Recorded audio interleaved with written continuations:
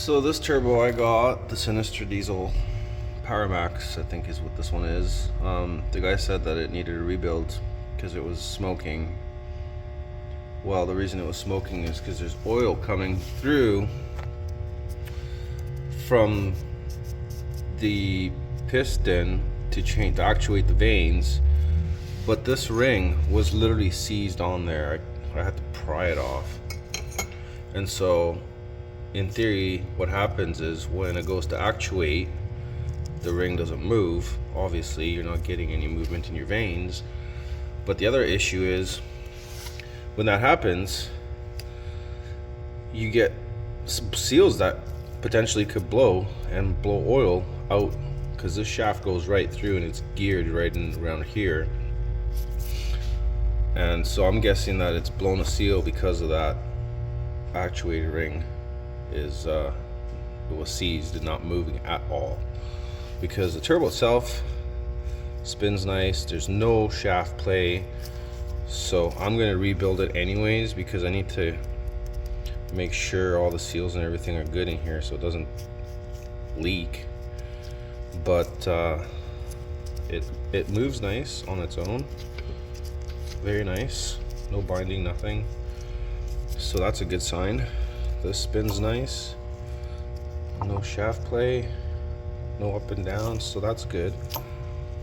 But it is caked in oil, so I'm gonna take it all apart, clean everything, put everything in my parts cleaner, and then I'm gonna rebuild it and put it on my truck. And it's gonna sound awesome, because this is actually a 10 blade turbine that's quite a little bit bigger than the stock one. I looked it all up and everything, so the compressor's bigger and the turbine's bigger, and it's a 10 blade, so it should sound pretty nice. Well, I'm just putting it all back together. I cleaned everything. I have an ultrasonic cleaner, so I gave everything an ultrasonic bath, but I just torqued this back up. If you can see, I have marked it where it came apart. So this blade with that and that, two little dots there. That way you know it's back the way it came, and theoretically should be balanced. This thing was pretty carboned up, and the unison ring did not move. It was frozen solid, so that's probably why it was leaking oil. But I'm just about finished putting it back together, and gonna throw it in the truck and see how it sounds. I can't wait. Okay, well, the turbine side is all back together. It moves nicely there. I already checked it on the other side. So I've got this guy centered. I just gotta pop it in.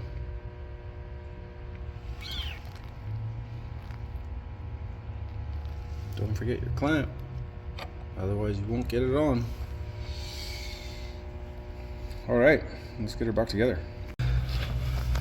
All back together. Spins nice. No play, no binding, no scratchy noises. Sweet. This thing's ready to go in.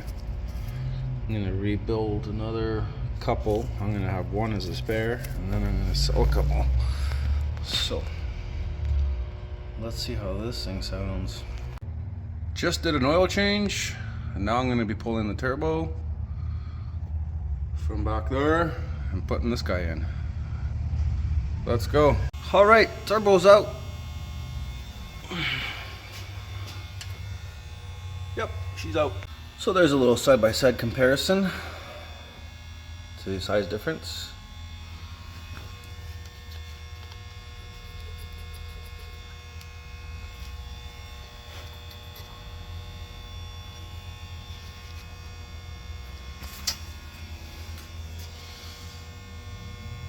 It's mounted. I just got her in there. She's a little tight squeeze. But yeah, I'm gonna just carry on now, and the next time I'll bring you guys back when I fire it up and see how this thing sounds. Do a quick fuel filter while we're at it, and this guy is not looking very nice. Oh yeah, look how dirty that thing is. Woo! Wow. Oh.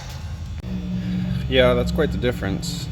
That's why they say you should. I changed this filter about 15,000 kilometers ago. So I'm gonna replace it again. I have the other one that's in the pump itself. I'm gonna do that one as well. Just probably not today. Today I just want to get this turbo done. All right, all back together. Let's fire it up. See how she sounds. It whistles pretty good.